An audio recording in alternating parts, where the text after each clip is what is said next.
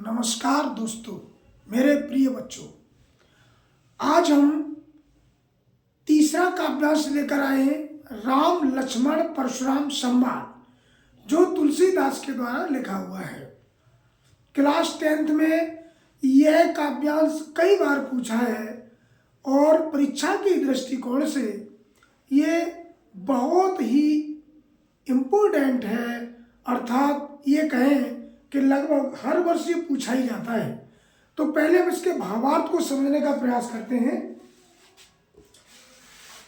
इसमें देखते हैं, यहाँ जब सीता स्वयंवर हुआ तो परशुराम जी अपना क्रोध प्रकट कर रहे हैं, तो उनकी बातों को सुनकर लक्ष्मण जी क्या कहते हैं, देखिए। बिहस लखन बोले मृदुबानी, अहो मुनीस महाभट मानी।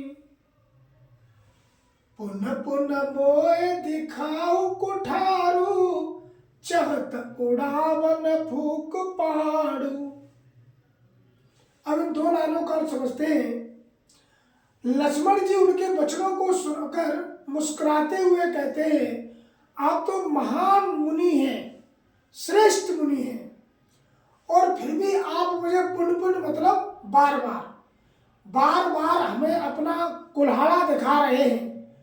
मानो फूक मारकर चहत उड़ावन फूक पहाड़ू, मानो फूक मारकर पहाड़ उड़ाना चाहते हो।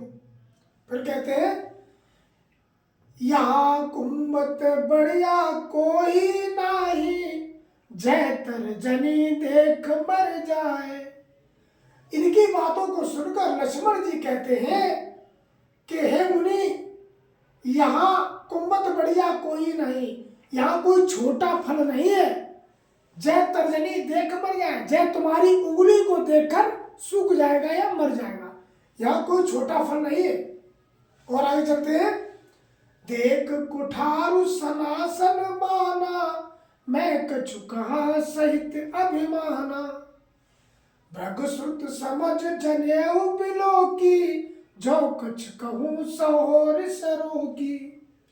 अब देखिए, यहाँ लक्ष्मण जी कह रहे हैं कि देख कुलाउ सनासन बहाना, आप बराबर कुल्हाड़े को देख की ओर देखकर और बराबर अभिमान पूर्वक कहे जा रहे हो। तो लक्ष्मण जी कहते हैं कि भ्रगसुत और जनेऊ बिलोकी, वैसे भी आप भृगसुत के पुत्र और जनेऊ को धारण करने वाले हैं। मैं कछु कहे सहुन की, और इसीलिए मैं कुछ आपसे ज्यादा नहीं कहना चाहता। सुर आई सुर हर जन अनुगाई, हमरे कुल इन पर न सुहाई। वैसे भी लक्ष्मण जी कहते हैं कि हमारे क्षत्रिय कुल में हरिजन, गाय, ब्राह्मण, जनेऊ धारण आदि, इन पर किसी प्रकार से हम क्या कहते हैं, इनका सम्मान ही करते हैं, इनसे कुछ कहते नहीं। कहते अगर मैं कुछ कहूं तो बधे पाप अपरिकत हारे, मारत हूं पापरे तुम्हारे। कहते हैं कि अगर आप हमसे कुछ कहते हैं तब भी हम आपके पैर ही पड़ेंगे, हम आपसे एक शब्द भी नहीं कहेंगे। फिर कहते हैं, कोट कुटिल सम बचन तुम्हारा, व्यर्थ धरो धनवान कुठारा। और लक्ष्मण जी कहते हैं कि मेरे हिसाब से तो आप ये कुल्हाड़ा और धनुष बाण व्यर्थ में ही धारण किए हुए हैं, क्योंकि जो भी क्षत्रिय होते हैं, लक्ष्मण जी कहते हैं कि वो गाय पर, कमजोर व्यक्ति पर, हरिजन पर और जो जनेऊ को धारण करते हैं, हम सब उनका सम्मान ही करते हैं, हम आपका भी सम्मान कर रहे हैं। अब देखिए, पहले हम इनसे कुछ बहुविकल्पी प्रश्न हैं, वैसे तो बहुत सारे बन रहे हैं, लेकिन मैं अभी एक दो ही लेकर आया हूं और बाद में इससे बताते भी हैं।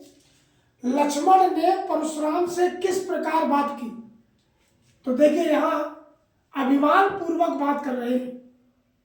दूसरा, परशुराम के क्रोधपूर्ण वचनों को सुनकर भी लक्ष्मण अपना क्रोध रोके हुए थे, क्योंकि वे भृगुपुत्र और जनेऊ को धारण करने वाले थे, जनेऊ को धारण करते थे, इसलिए उन्होंने परशुराम जी को सम्मान पूर्वक उनसे बात की।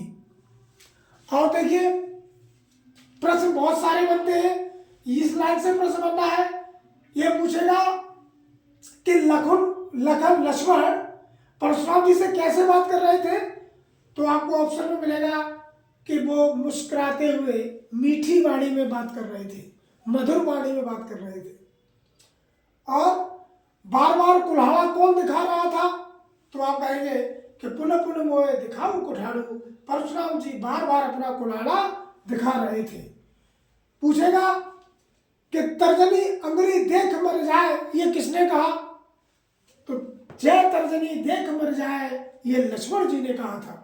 यहाँ कोई बैठे हुए सब राजा महाराजा बैठे हैं, यहाँ कोई कमजोर या छोटा व्यक्ति नहीं है जो आपकी तर्जनी अंगुली देख के मर जाएगा, अर्थात कोई छोटा सा फल नहीं है जो तर्जनी अंगुली देख के मर जाएगा। तो और देखिए 2-2 नंबर में पूछ सकते हैं, लक्ष्मण ने परशुराम पर किस तरह व्यंग और अपमान किया, लक्ष्मण ने अपने कुल की किस विशेषता का उल्लेख किया, लक्ष्मण ने अपनी किस विशेषता का उल्लेख किया, उन्होंने कहा कि हमारे क्षत्रिय कुल में जनेऊ धारण, हरिजन और गाय कमजोर निर्धन व्यक्तियों पर अत्याचार या युद्ध नहीं करते, अर्थात हम सब उनका सम्मान ही करते हैं। चलिए एक बार फिर से देख लेते हैं। लखन मुस्कुराते हुए मीठी वाणी में कहते हैं कि आप तो महान मुनि हैं, श्रेष्ठ हैं, और आप मुझे बार बार अपना कुल्हाड़ा दिखाकर डराना चाहते हैं, धमका रहे हैं, मानो फूक मार कर पहाड़ को उड़ा देना चाहते हैं। तो लक्ष्मण कहते हैं कि यहाँ कोई छोटा फल नहीं है जो तुम्हारी तर्जनी अंगुली देख के मर जाएगा। अर्थात इस तरीके की बातों को इस काव्यांश में कहा है। आशा करता हूँ आप सबको ये काव्यांश का व्याख्या समझ में आई होगी। अगर आपको व्याख्या समझ में आ जाएगी तो आप कोई सा भी प्रश्न आएगा आप बड़े आराम से उत्तर दे सकते हैं। धन्यवाद, नमस्कार।